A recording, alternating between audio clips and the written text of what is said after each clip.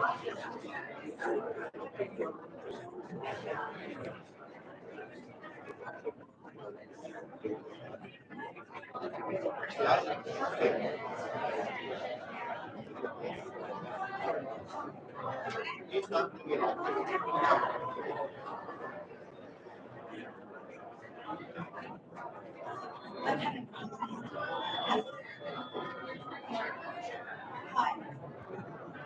Can you hear me down the back? Yes. Hi, I'm Jo Ross, newsletter editor of Bayside Climate Crisis Action Group. Welcome to everyone. I'll start with an acknowledgement of country. I would like to acknowledge the traditional owners of the land, the Bunurong people of the Kulin Nation on which we gather today, and pay my respects to the elders past and present. I extend that respect to all people here today. Welcome to the Goldstein Candidates Forum on Climate and the Future. We are lucky to have Rob Gell here, who is our MC and moderator. Rob is a geomorphologist by training and taught physical geography and environmental science at Melbourne State College and Melbourne University before a 31-year career presenting television weather. He now works as a director and advisor to sustainable technology companies and is president of the Royal Society of Victoria. We invited all known candidates that are listed on the screen. We are grateful that Zoe Daniel, Independent MP for Goldstein, has come.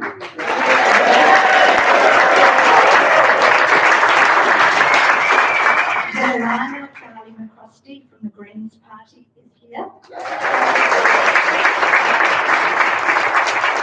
And David Siegel, Libertarian candidate, is here. Thank you for coming. Unfortunately, the others are not here, and I need to let you know why. Labor is yet to announce their candidate. Leon Gardner, the One Nation Party candidate, has not replied. Andrew Montgomery, the Family First candidate, is in Queensland and let me know a few weeks ago that he wasn't going to be able to make it. Tim Wilson cannot make it and let me know last night. I received an email from Tim Wilson that will be read out later.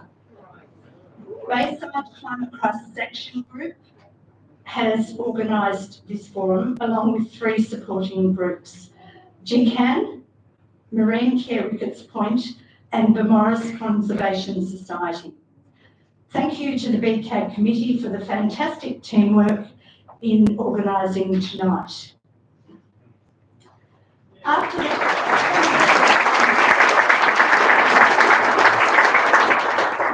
the candidates have spoken, we will be taking questions using Slido.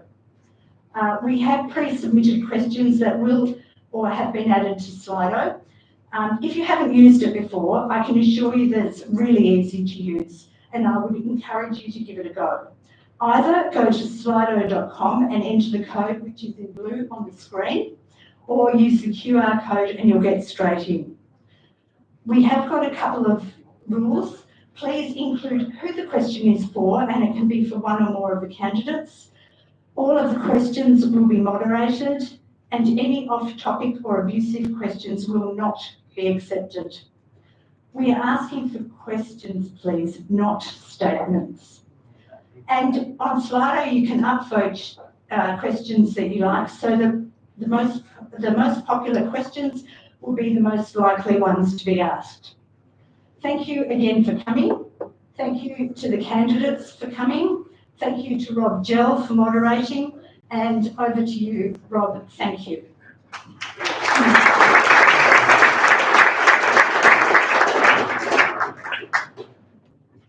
Well, thank you, Jo. Thank you for inviting me. I checked my notes a couple of days ago, and I think the first time I worked with BCAG was in 2014. So a long association with you, although it's a bit irregular, but it's nice to be with you again. You're obviously going from strength to strength. I should announce I'm an independent, here. I'm not on the electoral roll of Goldstein. I'm in the seat of Melbourne with Mr. Bant, so I haven't got much choice about it. My vote's not worth much at all. For a range of reasons which we won't go into. Thank you. I just want to make a few remarks. I'm really impressed that the conversation that we'll have tonight, it really is a forum, and we want to have sort of civil conversation, as Joe suggested. It really comes back to BCAG's primary terms of reference. It's about increasing awareness of climate and sustainability concerns, including practical solutions for those problems. I don't want to limit tonight just to climate. I think there's a range of things that impact on that we can discuss as well, but no doubt it'll be our focus. We really want to, I don't know how many undecided voters there are in the room, but you can turn down those shirts a bit at the end. But you know, it's really for people who haven't made up their mind. We'll try and preference people who have questions where they're trying to understand some of the critical issues. And as Joe suggests, it's really not a political point scoring night. It's about providing an opportunity to learn about policies and preferences and positions from the candidates who have joined us. And if you disagree with any of them, of course, you can vote in a month or so and make your feelings known. To introduce the candidates, I'll introduce them in alphabetical order, just very briefly to introduce their campaigns. Then we get into some questions. I'll have a bit of a dialogue with them, ask them some questions to see if we can cover the breadth of issues. And then we'll have a chance, as Joe said, to take your questions from Slido and then perhaps some from the floor as we go through. So let's begin with Zoe Daniel, former frontline news correspondent with the ABC, working particularly in the USA, but also in Africa over 3 decades. She's the author of 3 books, including Greetings from Trumplands, which I probably should read. She's the current community independent member for Goldstein, the first woman elected to the seat in May 2022. So you're doing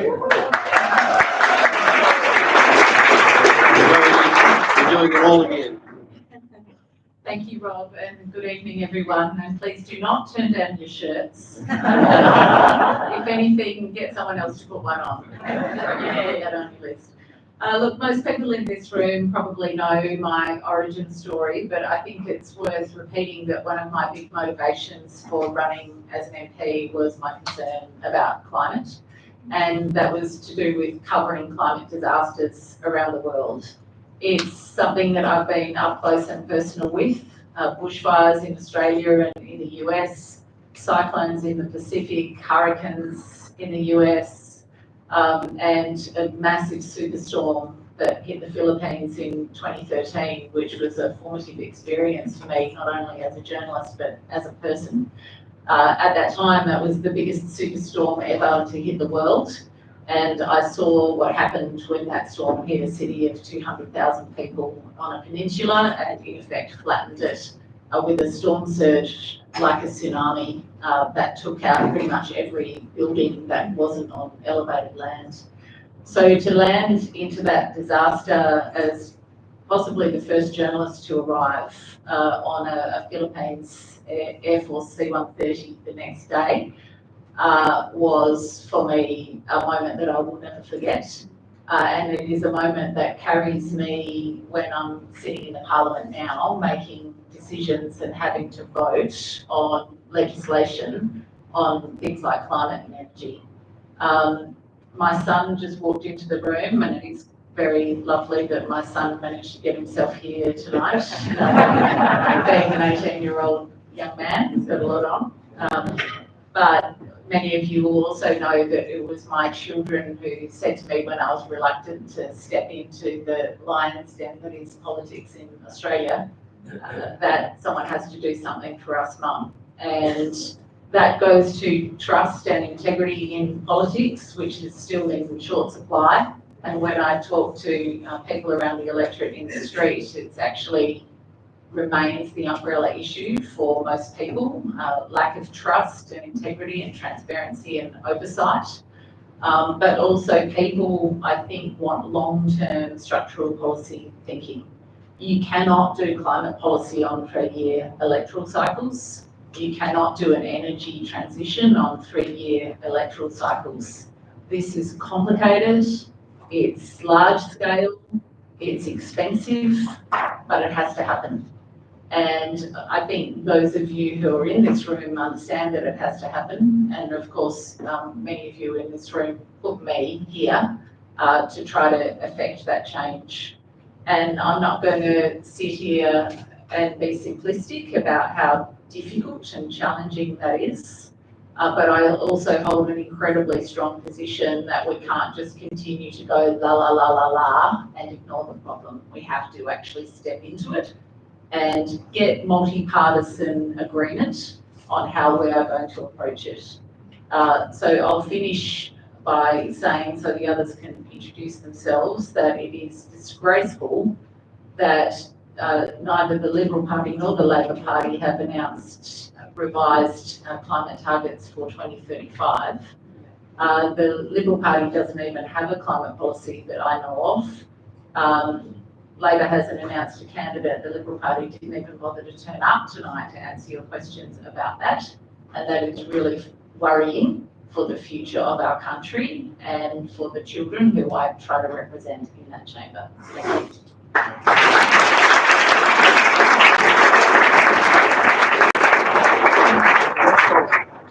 Just on Zoe's point there, that there's no Liberal candidate or Labor candidate here. I know that the proceedings tonight are being recorded and they'll be publicly available on the website. If you do have specific questions, and I'll get our moderators, Don and Mike, to let us know, if there are questions that you wish to ask either the Labor candidate or Liberal candidate, you just want to have them publicly recorded, we'll allow that so that we can be seen to be being transparent and those questions are at least being asked, despite the fact that there will be no one here to answer them. Now, our second candidate, born and raised in Goldstein, Elena Galley-McCrosty, is committed to bold climate action, affordable housing, expanding Medicare to include dental and mental health, and tackling the cost of living crisis. This is her third campaign, having previously run for Goldstein and Bentley in the 2022 federal and state elections. Alana, what's on your agenda? Good evening, everyone. Thanks for having me. My name is Alana Galley-McCrosty, and I'm proud to be here tonight as your Greens candidate for Goldstein. I'm glad to be here, standing with a community that understands the urgency of climate action. Australia is currently at a crossroads. We could continue propping up the fossil fuel industry like it's the 80s, or we can embrace the clean, green, sun-powered future we all know is possible. The good news, the solutions are right here in front of us. And the bad news, the majority parties keep looking away. We are already deep in a climate emergency. The science is clear. The warnings are loud, and we can currently see the effects all around us with the recent climate-fueled disasters. Yet, time and time again, governments in power are failing us. They are talking big on climate while funneling billions of dollars into fossil fuel subsidies. They're saying that they care about the environment while rubber stamping new coal and gas projects. Meanwhile, we see power bills soaring, bushfires intensifying, heat waves are becoming more extreme, and the air pollution is just getting worse. We need leadership that's putting communities like ours ahead of fossil fuel profits. The Greens have a fully costed, achievable plan to transition to a cleaner, fairer future. No new coal, oil, or gas projects, ever. Not now, not next year, not anywhere in the near future.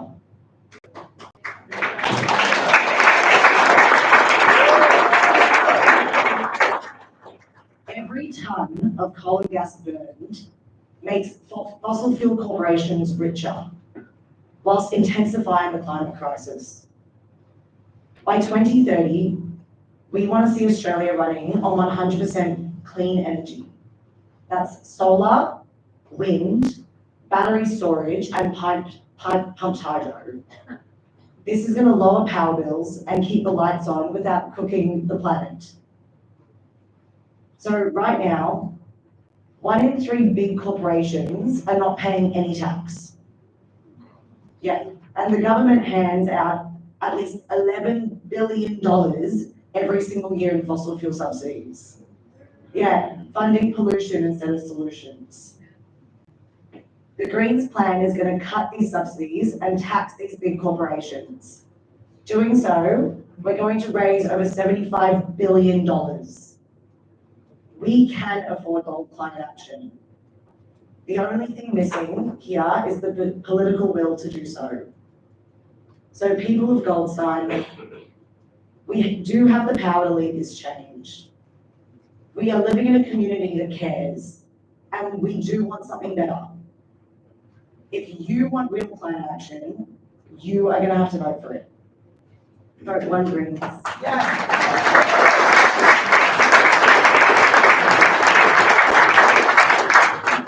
David Siegel is our third candidate. He's a candidate for Goldstein for the Libertarians, and he stood also in 2022.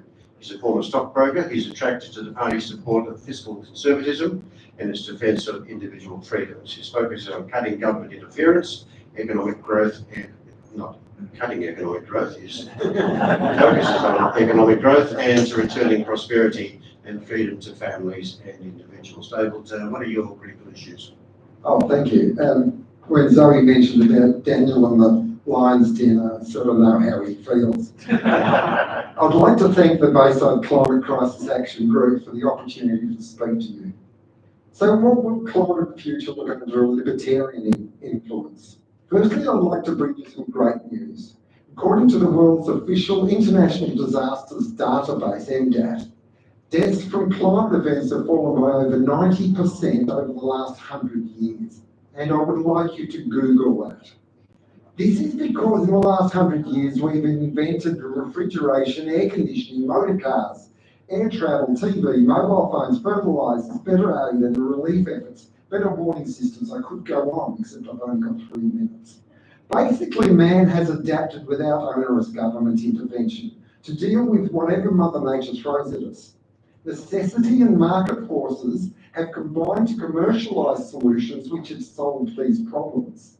So with the knowledge of this great news, what have we got in Australia? Not only have we a grid that is unreliable, it's more expensive and destroys the environment. This transition was never going to be cheap. In 2008, Barack Obama stated that under their transition, energy prices by necessity will have to skyrocket. Higher prices are a feature, they're not a glitch. We now subsidise renewables because we aren't meeting targets. We subsidise coal so the lights don't go out. We subsidise heavy users like smelters not to use electricity on peak days. We subsidise rooftop solar and subsidise batteries. That's a lot of money going out to try to solve a problem where the number of people actually dying from climate events is continuing to fall. However, if you still feel the need to reduce emissions, nuclear is the only practical option, providing 24/7 baseload and requiring less than 1% of the land with renewables. That's a lot of natural habitat and farmland which could be saved. We believe that man's adaptive abilities, which have served us so well for 100 years, will serve us just as well for the next 100 years. We would continue to encourage adaptation by allowing the free market to develop the best value, most reliable energy system that's possible, which is likely to include coal, gas, nuclear, hydro, and renewables. In a libertarian world, Australia, with its abundance of natural resources, can once again rebuild a meaningful manufacturing capability, competitive with the rest of the world. There would be no net zero, no Paris Agreement, no carbon taxes, no energy subsidies. There would be no ban on nuclear. There would be no arbitrary energy pricing mechanisms. Free markets and competitions will provide the best, most economic energy system, and a resource-rich country like Australia will thrive. The only thing that will prevent this from happening is if energy becomes too expensive or too unreliable, which is exactly where we are heading at the moment under the uniparty we've had governing for the last decade. Thank you, David. As Joe indicated, Tim Wilson's unable to be with us tonight, but he has sent the following correspondence to Joe, which I'll read word for word so it's clear. He says, "Dear Joe, I remain disappointed that the Bayside Climate Crisis Action Group have scheduled this debate before the election's been called and before all candidates have had a chance to nominate. It's for this reason that I've never indicated my intention to attend, despite being advertised to suggest otherwise. I also have another commitment tomorrow night, so I'll not be able to attend. I know the stated aim of BCAG is climate action, and as you know, I'm very proud of my long-term interest in the area. When I was last in Parliament and I served as Assistant Minister for Industry, Energy and Emissions Reduction, I passed the laws to establish an entirely new renewable energy industry, offshore wind. I'm proud that during my term in Parliament under a Liberal government, the national greenhouse gas inventory shows that emissions dropped from 123.7 million tonnes of CO2 equivalent in June 2016 to 121.3 million tonnes of CO2 equivalent in March 2019 and down to 106.5 million tonnes CO2 equivalent in March 2022. Since May 22, it has disappointed me to see emissions have risen to 110.3 million tonnes of CO2 equivalent in September 2024, and that current government has crashed the offshore wind industry for a failure to engage with and respect communities. Despite their rhetoric, Labor and the Teals have voted for at least $2 billion in new coal and gas subsidies to cover for failure to manage energy policy. And in the most recent budget, they have deliberately hidden the most recent data of the total quantum of new coal subsidies provided. And Tim's provided this graph. He says budget 2024-25, budget paper 3, part 2, bottom of page 1 and 3, an image has been provided of the chart. And you can all study that and sort that for a minute or two. I request you read out these remarks in my absence and send a copy to your membership. So I don't think we'll be doing that. However, it is recorded in the voice for the minutes of the meeting, which will be online. So thank you very much. I want to begin, I'll just ask some questions of the candidates. They may wish to take up some of the points being made by other candidates, I'm sure they will. But may I begin, Zoe Daniels, what are teals? Well, teal is a brand that money can't buy now, I would say. I think, that loss is well and truly out the gate. So given that many of you are wearing teal, you know that. But it's very much a media construct, and it's supposed to represent candidates who are green-leaning with conservative tendencies. So the mix of green and blue equals teal.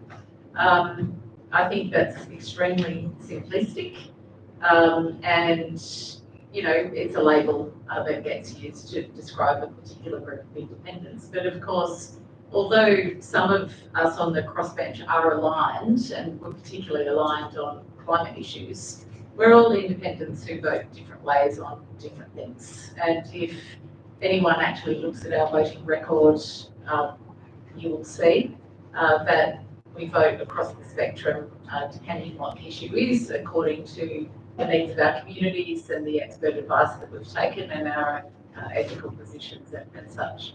I'll just for a moment go to the comments that were made in the correspondence from the former member around coal subsidies. And I just want to put this to bed in this room once and for all. The coal subsidies were never voted on in the federal parliament. The federal parliament voted for caps on gas prices as a cost of living measure. There was no vote in the federal House of Reps or Senate on coal subsidies. Under legislation, because the federal government was taking action to reduce cost of living and limiting energy prices, compensation was due to the coal companies, and that compensation was managed by state governments. So it's not something that I ever voted on directly in the chamber, much as the way that information is being provided seeks to imply that that's not something that ever happened. I was going to ask this question online, but I'm going to ask David. David, why don't we have the best education document on public transport systems in the world. Should we be taxing our gas industry? Well, the gas industry does get taxed, but everyone pays tax if they're a corporation. So in terms of education, we have a system now where education is a state responsibility, yet we have a huge department in Canberra. Why? Like, really, you've got duplication of activities. To me, libertarian values really try to limit the size of government and allow people to have more responsibility in terms of how they manage their lives.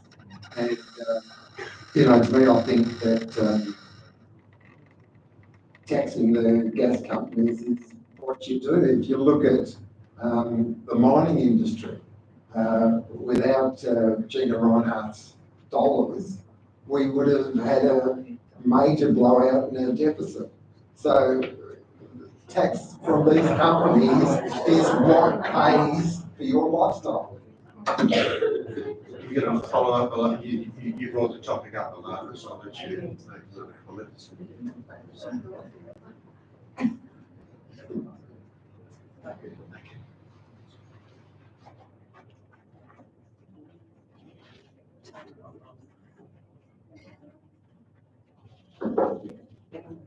You can try that now. In saying that.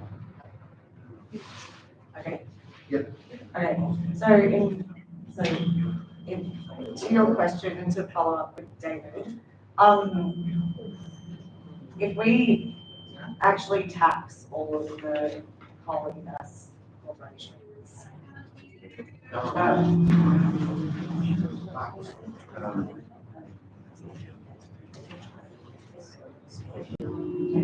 if we, okay.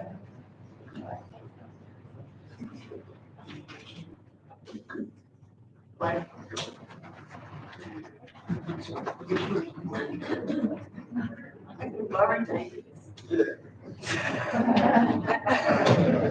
Thank you. Hi. I think it's on. Hi. So if we tax all of the coal and gas corporations, are we still on? Yeah.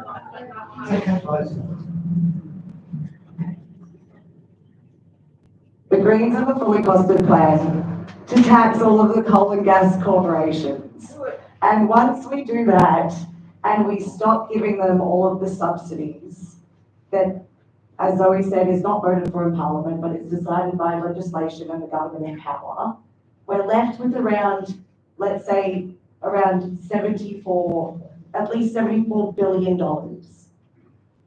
which is enough to, as the Greens have costed, put money back into the average taxpayer's pocket. We're going to give everyone free dental into Medicare. We're going to wipe all of student debt. So it's 100% of all student debt. Make all childcare free and free GP visits. As you've heard, the Labor government adapting the Greens policy recently because the Greens have a balance of power and have been pushing them to adapt better policies. Now I'm jumping around, I was losing order. So can we talk about net zero for a minute? I want to come back to you. We'll talk about bushfires and other things. That's a really important discussion in its currents. Is net zero 2050 good policy currently? I think it's required policy. Look, it would be much easier, wouldn't it, for all of us to just continue as we are without having to change anything. That would be much easier. Or indeed, as David suggested, go backwards perhaps. But I don't think that's a viable option. And the thing is that even without referencing, a million statistics that I pull out of my head about where we are with global temperatures and how much tax gas companies are paying, which is very minimal, and indeed the only tax that they've really paid has been since they had the windfall from Ukraine. Prior to that, they were paying almost nothing. But just look around you. You all know this. The the horrendous floods, fires, storms that we're seeing, ever closer together, ever worse, communities struggling to recover before the next one comes, the impact on our insurance premiums, even if you just went to that simple thing, is unsustainable. You have roughly 25% of homes, I think, in Queensland that are uninsurable now. And with what we've seen even in the first quarter of this year, the fires in California out of season, followed up by a very southerly cyclone in Australia, coinciding natural disasters, so-called climate disasters, I don't call them natural disasters anymore, overlapping across the world. A lack of capacity, for example, for our firefighters to go and help in the US or vice versa, because we're now both having fires at the same time. I mean, you don't actually need to go and read the IPCC reports to see that this is happening. And self-evidently, if you're someone who lives in Lismore, who had that storm bearing down on you again in the last few weeks, when you still haven't recovered and you're probably not back in your house from the 2022 floods, that's horrifying. And that's happening all over the world. So we actually don't have a choice, and we have to stop arguing and face the reality that we can't continue to burn fossil fuels the way that we have been without consequences. And many people are already feeling those consequences. What's your position on global warming? Are we responding appropriately? Is it as big an issue as? Look, I think Zoe mentioned the temperature. I don't know if people here are aware of what the average temperature in the world is. It's 15 degrees centigrade. 100 years ago, it was 14.5 degrees centigrade. Now, I'm not telling something that's you can't go and look up. You got to look it up. It doesn't sound like global boiling to me. And I think that man has adapted. You can have a look. Man has adapted to everything that the climate has thrown at us. You know those horrific fires in California? How many people died in that? 29. It's sad for those 29 people, but it's not an existential threat. If you look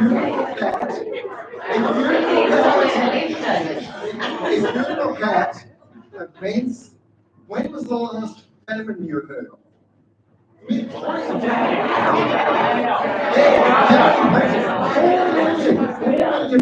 died in China in the 1930s. 4 million. You had hundreds of thousands of people have died in floods and things going in the past. So if you look at it, look at the facts. Yeah. Anyway, I'm not surprised there's a diversity of opinion here. But anyway, look, if I could get you people to actually Google and look up things, it would make me say it's worthwhile turning up. So Google's an authority. No, you look up. You would find that these are climate-fueled disasters. Do you not believe that if we reduced our emissions highly, that we could prevent these events? I can tell you, on the figures, it's clear that adaptation has saved millions of people. If you have a look, adaptation has saved millions of people. I would like to know the name and address of one person, even one person, whose life has been saved by a wind turbine. Let's move on. I want to tease out David. I want to come back to one of the clear issues is the size of the federal government public service. I want to come back to that.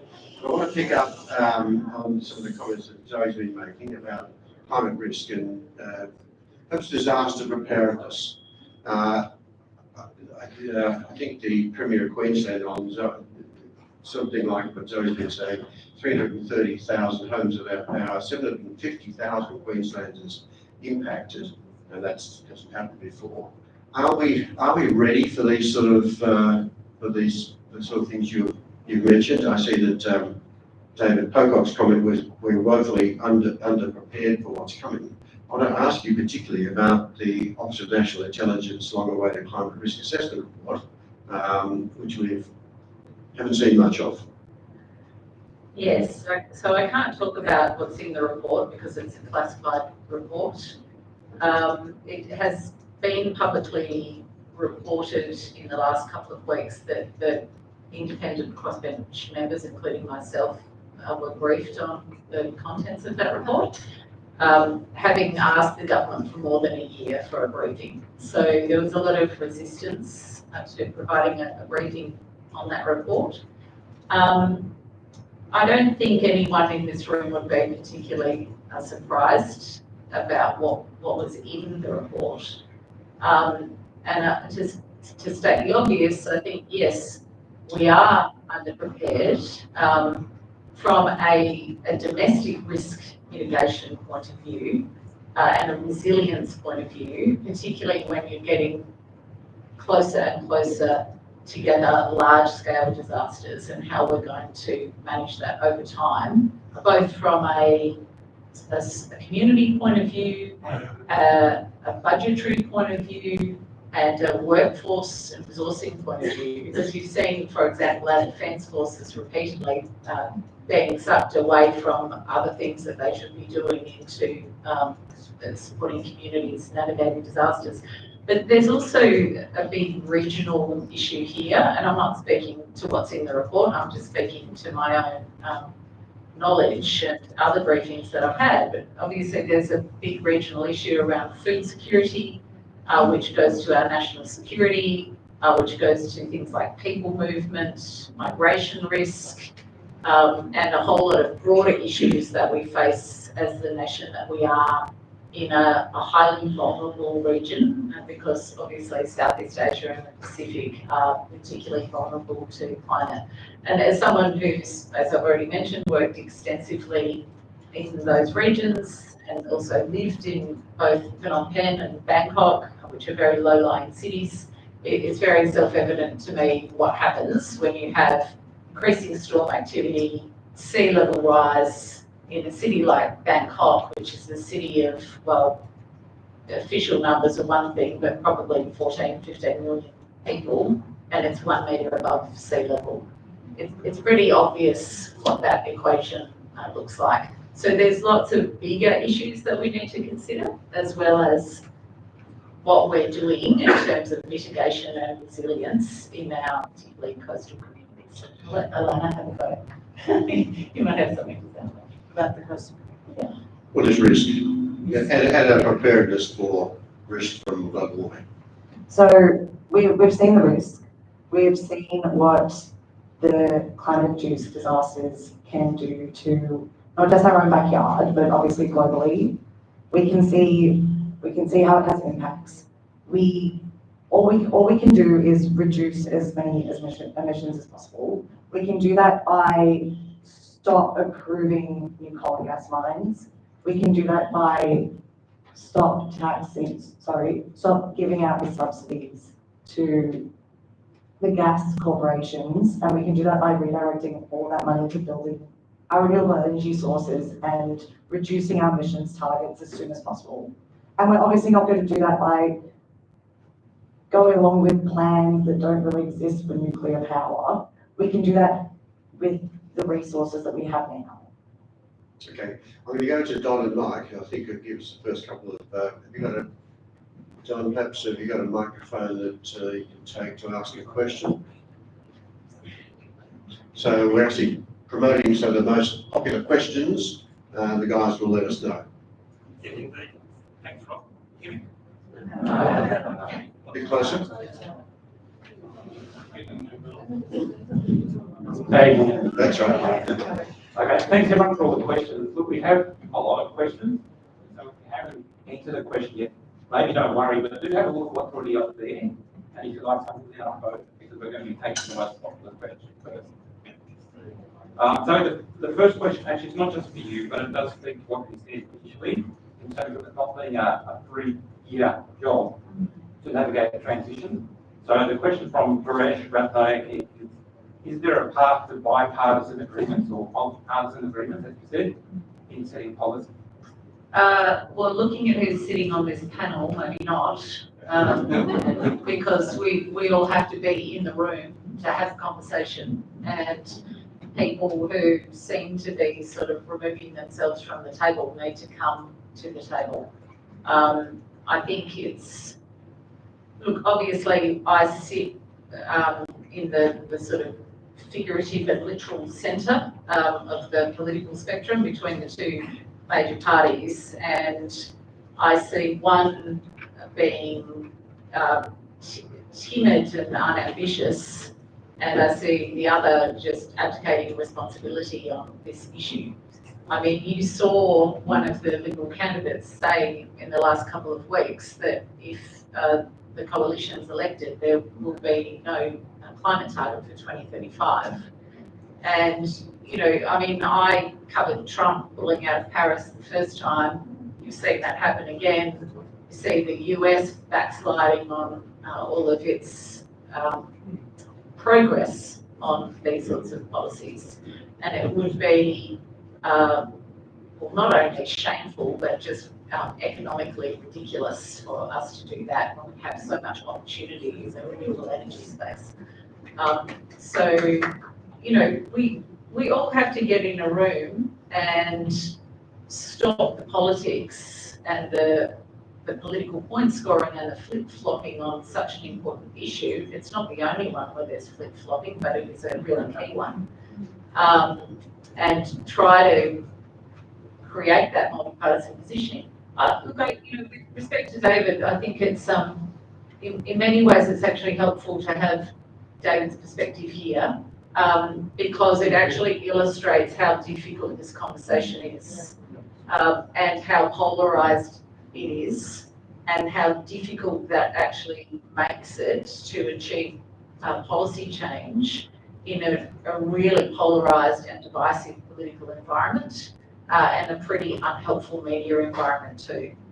And so for me, as someone who tries to be the problem solver and the collaborator, part of my job is to try to bring the conversation back to the centre so that we can actually have reasoned decision making around these things. So David, we've got 4-year terms, help that dialogue?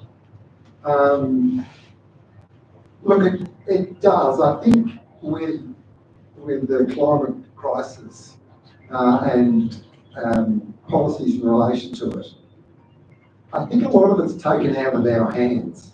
And I hate to be to tell you bad news, but the rate at which other countries around the world are walking away from their climate commitments makes it very difficult for us to have a conversation in relation to it. And as much as you want it to be otherwise, and I can tell, I know every single one of you in this room are feeling so let down by countries like the US, and whatever you say about China, they're not doing a great job of helping the situation.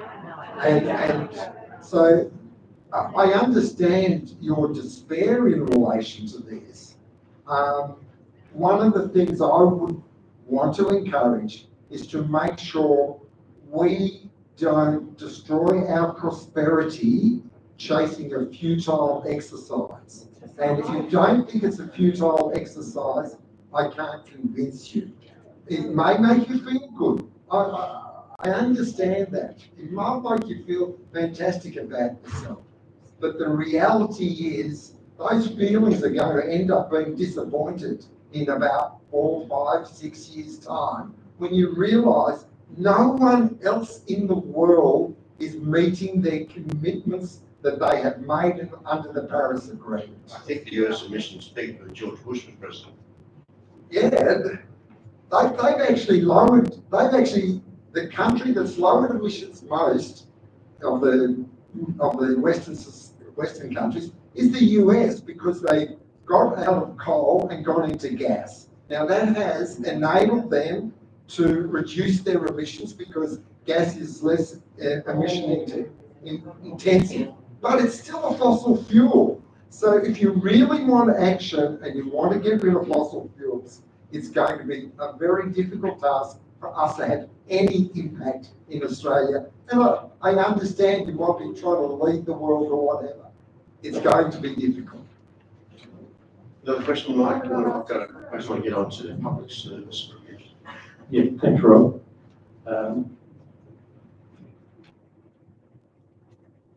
Okay, this is a question from Margaret Beavers, directed at Tim Wilson, who's not here, but the others can comment on it. Institutional investors with $37 trillion under management rank nuclear power last out of 14 options due to very high cost and lack of maturity in the next generation technology. How can you justify this policy, which massively increases coal and gas emissions, leading to far greater climate impacts? That's the question. Yeah. Comments? Perhaps, Alana, do you want to have another crack at the question of nuclear? I lost your microphone. Yeah, sorry. Thanks.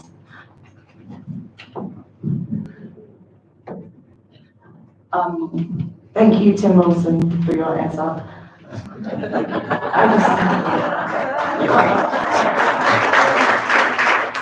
Yes, obviously nuclear power is not the answer.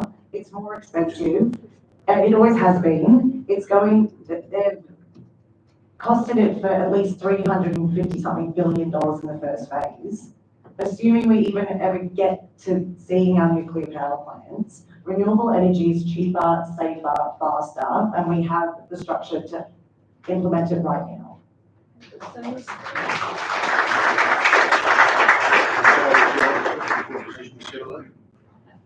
Look, I'll offer a couple of points. One is that the framing that nuclear power will make energy cheaper is patently ridiculous, where we're not going to see any nuclear energy for 15 to 20 years. So any conversation that we're having about cost of living now and pressure that is on people today does not tie to some fictional nuclear energy industry of the future. The second aspect is that the nuclear industry that we're talking about, which we don't have the expertise to build, by the way, because we've never done it, would be entirely nationalised and paid for by the taxpayer, when currently we have investors ready to invest in renewable energy being stalled by the fact that at some point in the future we might have nuclear energy, so putting a brake on that investment. As far as the cost-benefit analysis goes, I mean, the recent analysis that I've had from Deloitte is that net zero should add $30 billion in new export revenue annually and 195,000 new jobs by 2070. That not doing it could cost $890 billion. So they're numbers from Deloitte. The cost-benefit analysis stacks up for Australia because we have abundant sun, wind, and to some degree solar, water, in various forms and open space to do these things. And, you know, in my conversations with leaders from other countries, so for the British High Commissioner, for example, who said to me, look, people constantly bring up, oh, you guys have nuclear energy, we should do it too. She said, yeah, but we don't have solar because we don't have any sun. Why would you guys do nuclear when you've got abundant opportunity for solar? So in many ways, we have the rest of the world looking at us saying, why don't they just do that? It's really obvious for them. And what's good for them is not necessarily good for us. We need to actually traverse our own path on this, and we have a huge opportunity economically. I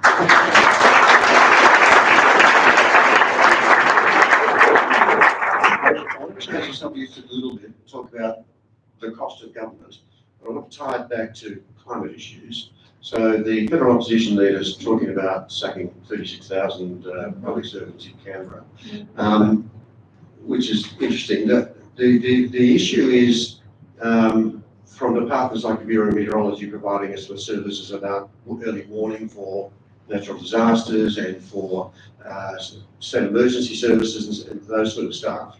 So my question that I jotted down here, I think when Joe rang me up 3 weeks ago, fewer public servants or more consultants, because we know that the previous government were spending 20 billion or 21 billion a year on consultants. So there's this balance of how do we provide the service that the community needs, but particularly perhaps in natural disasters like we've just seen with Alfred, or the likelihood of more bushfires. I think it's a critical issue, but I think it's drawn back to climate. So would you like to make a comment about that, David?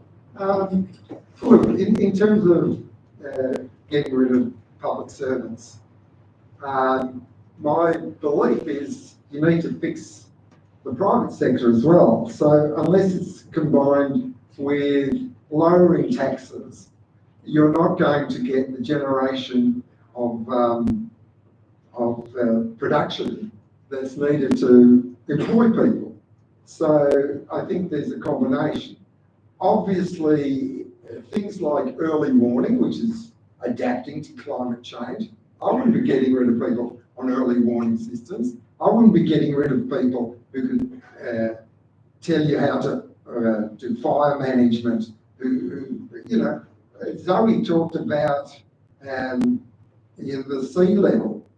There is actually a country that is below sea level, and they've managed for a long time. So I think the government departments have to realise that they're there to serve the people, and in terms of climate change, you don't need a whole department for it. You need a department of adaptation would be what I would suggest, which is still about climate change. Because the climate change, you've got to deal with climate. I think that department was abolished in the previous government. Yeah, well, to me, you've got to look at solutions, and solutions are dealing with what gets served up to you. Okay, Alana, just on the things we need government to do for us in a time of climate change. Well, there's a lot of things that they need to do for us in a time of climate change.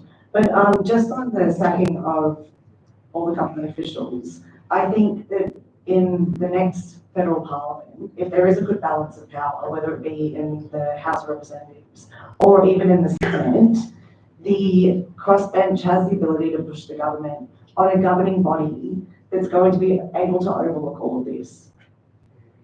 They need to be pushed harder on what it is that they're doing within the government, whether it's sacking their current government officials or putting all that money back into private consultancies. They need to push the government to have legislation and a governing body to oversee these things. Zoe? Yeah, so at a general level, I'll make the point that after I was elected, we were avalanched by people in our community who were stuck in government systems, who were unable to navigate their way through anything from the visa system, the passport system, the NDIS, aged care system, any level of Centrelink or Services Australia system. There was such an enormous backlog of people needing assistance because of cuts to the public service. Some of that has been rebuilt. So in the Home Affairs area, for example, and especially in what was Bill Shorten's portfolio, which is that all of those Services Australia areas, which is basically, public assistance, welfare.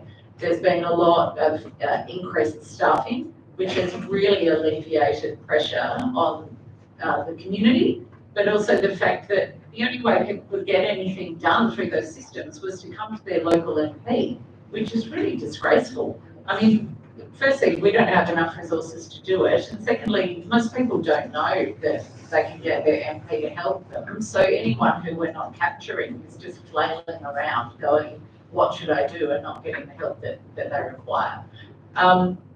Secondly, that it's just a complete false economy to sack the public service and then pay billions to consultants. Tell me what you want.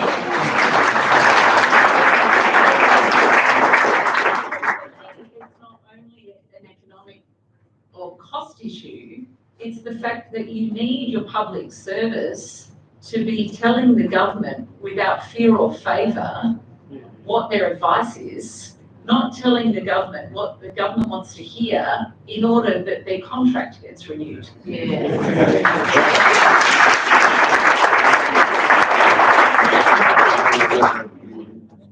We got a mic over there, Don, or we go? I think it's It's good, yeah, very well. Go ahead. So there's a question from Rose Reed. Thank you, Rose. For Zoe, Tim, Alana, Rewire in Australia found that Australia has found an average household would save $4,100 per year by transitioning to fully electrical appliances, vehicles, solar and batteries. What policies would you advocate to improve access to these benefits, especially those facing upfront cost barriers? Who wants to begin? I'm happy to take it. We'll start. So yeah, I mean, look, the numbers are really good. And actually, I was looking at some new numbers that came out this week from the Clean Energy Council. So there's about 4 million rooftop solar systems in Australia currently, and households and small businesses are saving $6 billion annually from having rooftop solar. They could really increase that if they had household batteries. And you will have seen that there's conversation around in the press, that Green's been talking about this, various independents have been talking about how to do that. There's fairly minimal home batteries in Australia currently, so only 75,000 sold in 2024, according to these stats. And of course, as you'll know, they're quite expensive. Some of the other independents, Helen Haynes and Sophie Scomps, and I think Allegra Spender have talked about, direct subsidies. I know that when I talk to small business in the electorate, it would really take pressure off a lot of our small businesses if they were able to install rooftop solar and had battery storage. I absolutely favour some form of assistance. It's a question of what that looks like. We've been sort of toying with some policy around revenue contingent loans. So like HEX debt, where basically you would be able to take out a government loan to fund your rooftop solar and your battery, and you wouldn't have to start paying it back until your revenue hits a certain level or until your income hits a certain level. Much cheaper, in fact revenue neutral over time, and would enable people on low incomes, start-up businesses to enter the system and put rooftop solar on without putting a massive hole in the budget. There's other ways of doing it, and this is just one thing that we're looking at as an option. There are some issues around workforce in this sector. You don't want sort of every person in Australia to suddenly want a solar system, because then you end up with a lot of cowboys. So you have to sort of be careful. There's always unintended consequences. But it's absolutely an area, and there's a huge low-hanging fruit in this area. And whenever I talk to Chris Bowen, the Climate Minister, I'm talking about how do we get more rooftop solar on. And sorry, I'm going on a bit, but one thing that's interesting to me in Goldstein is that compared to other electorates in the country, we actually have fairly low take-up of rooftop solar. So if you were to compare Goldstein to the northern suburbs of Melbourne, so lower socioeconomic, people have seen the benefit in putting on rooftop solar, but have also been able to access capped government subsidies to put on rooftop solar, whereas here, people maybe have been able to afford to pay their energy bill and also have not been eligible for a subsidy, so they haven't had that trigger on either side to actually do it. And I think, again, there's a lot of low-hanging fruit from an environmental point of view to get those people to do it. Alana? Same response to this question? Yeah, so first of all, the government doesn't actually make it easy to have solar panels or EV vehicles or around Victoria. And the one thing that they have implemented is they actually make you pay a tax on owning an electric vehicle when you purchase it. So let's revert that back around. Why are we paying an EV tax? Why are we paying EV tax to purchase electric vehicles? We should be removing that completely. And the Greens will be subsidising solar and batteries for homes and businesses after the government puts funding into building the renewable energy sources and building up the power grid. There are 150 billionaires in the country. If we actually tax all of our billionaires, we'll have enough funding to do this. We won't just have enough funding to do this, but we'll have enough funding to put money back into subsidies, into homes and businesses for everyone to build their solar panels. We can incentivise solar panels, we can incentivise power stations for electric vehicles, and get the community running on electric power. David, have a Yeah, it's a pity none of those billionaires are libertarians. How do you know? In fact, there are some who are libertarians.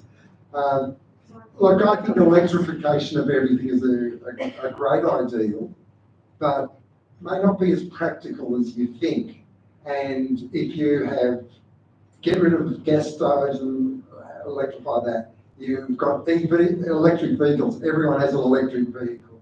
If you have artificial intelligence, it's actually a pretty demanding thing that's requiring a lot of electricity. And you have a 100% renewables grid. I'm not convinced that the ability of that grid to service the community. So you can try as far as I'm concerned, but I would think that electrification of everything needs to be taken very slowly. Have you considered the health effects of gas? I don't know, I've been using gas all my life. In terms of the health effects of gas, I'm not aware of the health effects of gas, so I won't answer. I've got, there's a question here, Zoe, which is, how's the campaign going? I was actually going to broaden that. I was going to broaden that to all of you. Remember Kim Carr? I see a little bit of Kim Carr, former Federal Minister for Science, because the Royal Society's concerned with science. And I asked him recently whether he knew who Costa-Maris was, and of course he does. And that he agreed with Costa-Maris' proposition that we'll have a hung parliament. How would you like a hung parliament? So Bring it on.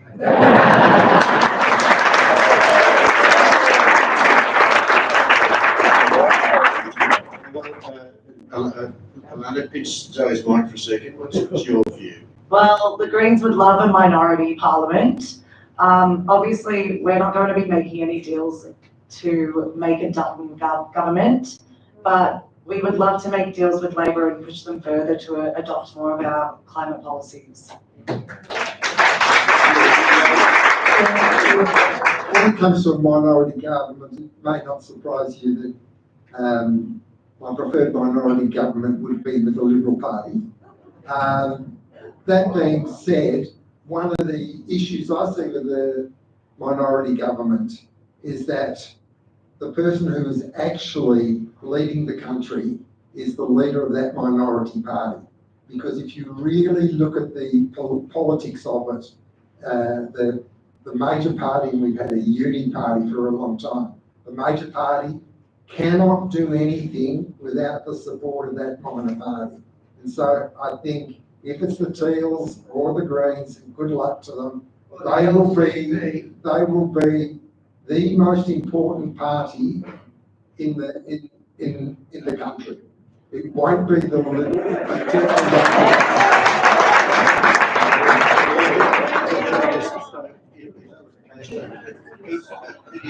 Who do you expect will be the Prime Minister? I would assume Albanese will definitely start as the Prime Minister, if that was the case, and Dutton, if it happened to be with a right of centre party supporting him in a minority government. But the probability of Albanese lasting the term, I think, is fairly low, in particular if his popularity doesn't pick up. Do you agree?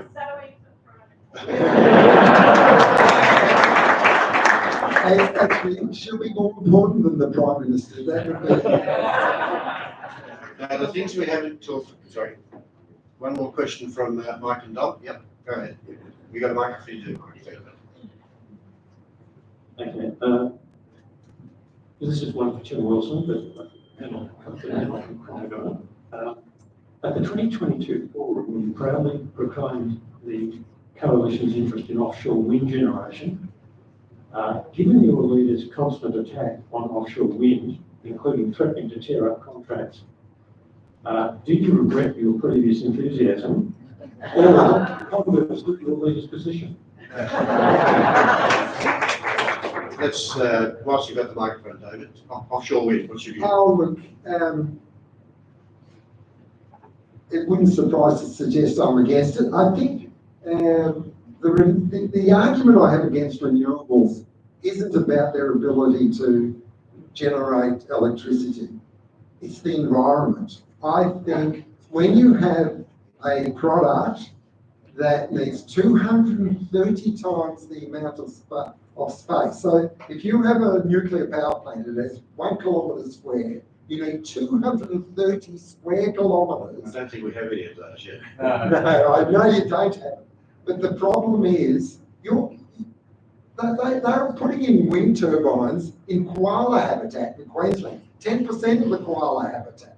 You've got wind turbines proposed in whale migration channels. To me, it's an environmental issue as much as anything else. So if you can find a solution that doesn't include wind turbines, I would support it. I'm dying to make comments, but I'm not going to. Offshore wind. Delana? Yeah.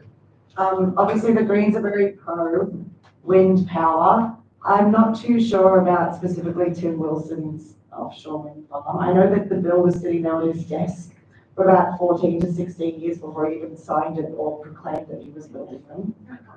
So that was a bit interesting. But apart from that, I think that we should keep putting resources into finding better places to put them in farms and building up our renewable energy sources. Yeah, so obviously in favour of offshore wind, and I think the whale issue's been roundly debunked. But, you know, we do have to be aware of environmental impact of renewable energy, there's no doubt about that, and also social impact and bringing communities along. This is really a critical piece, and it is difficult. And those conversations are important, and the regional communities particularly need to be included in them. I would say, just in response to David, you know, it's difficult to express environmental concern about wind, given the damage that is being done by fossil fuels. Obviously, that argument doesn't stack up. And then secondly, I don't think that you can make an argument about how much space nuclear power plants might take up in comparison when we won't have any for 15 to 20 years, when we can have renewable energy now. So, and the need for speed is really important. As to the former coalition government's energy policies, you know, I would just sort of reflect on the fact that largely members of major parties don't vote against their party. So to put forward a proposition that you really care about a form of renewable energy, but you can never actually get the party to support it, and you never really advocate for it or cross the floor against the party on any of their other core environmental decision making, calls into question how purposeful you can be and how much you can achieve within the boundaries of the encumbrances of the party. I guess raise one more topic, and that is at lunch today, one of my workmates reminded me that if you reconstruct the acronym, which is AUKUS, it can become you sucker.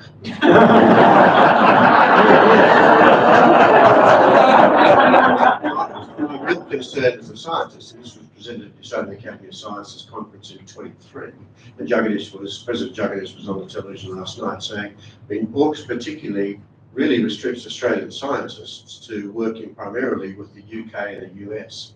So Jagdish's got a semiconductor lab at ANU, one of the top 3 in the world, and he's asked, I saw him ask the current Deputy Prime Minister, Minister of Defence, so I've got 2 Ukrainians, a couple of Taiwanese, 2 or 3 Chinese, no Australians in my 14-person lab.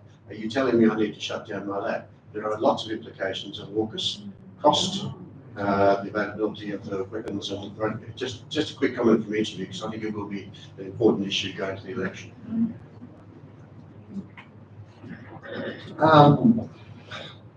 Look, it's an important issue because AUKUS really is our nuclear pathway to a certain extent.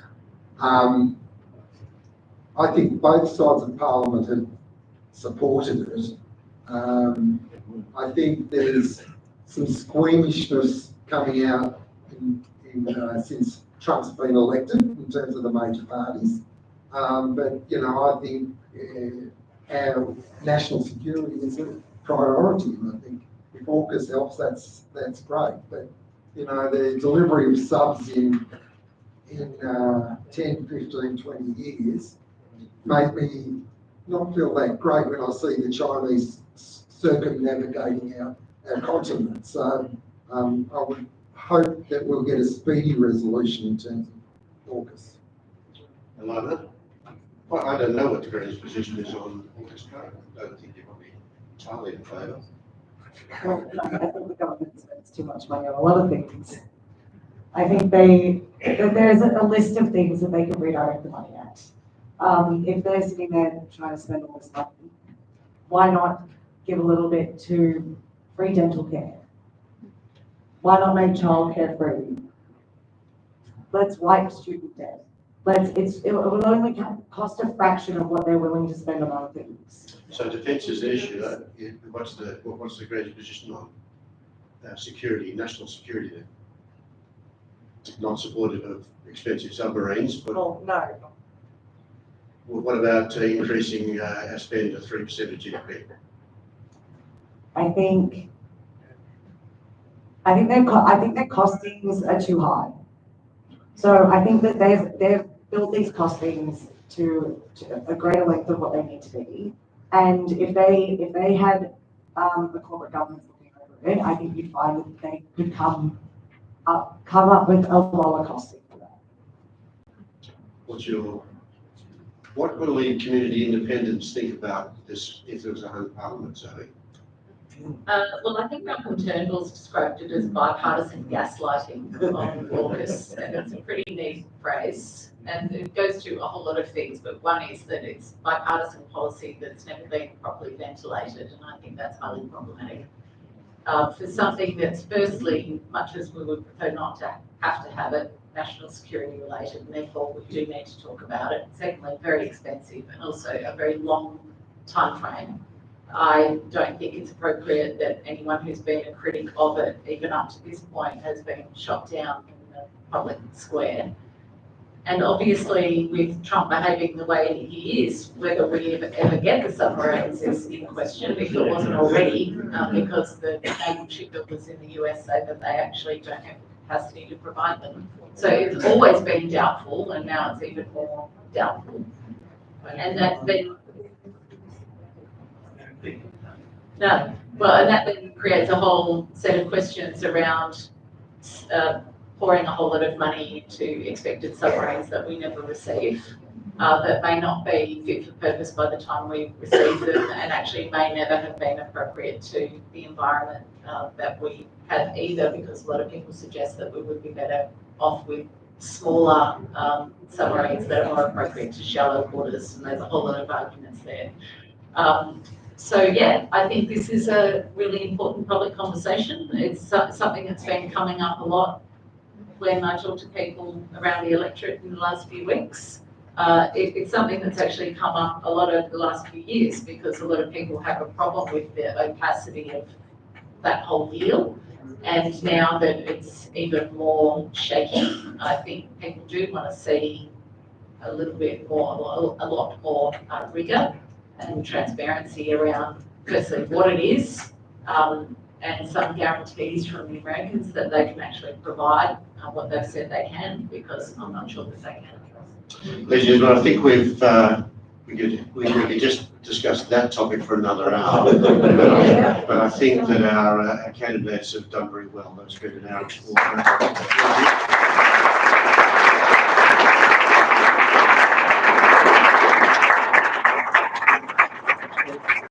Consider yourselves thanked. I was going to ask for a vote of thanks, but thank you all very much. It's been nice to meet you all, and good luck in the campaign.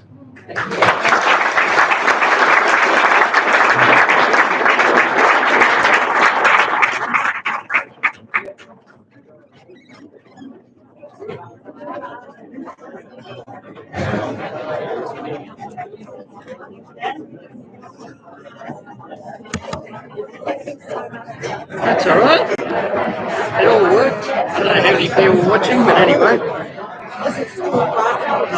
No. Well, there was some person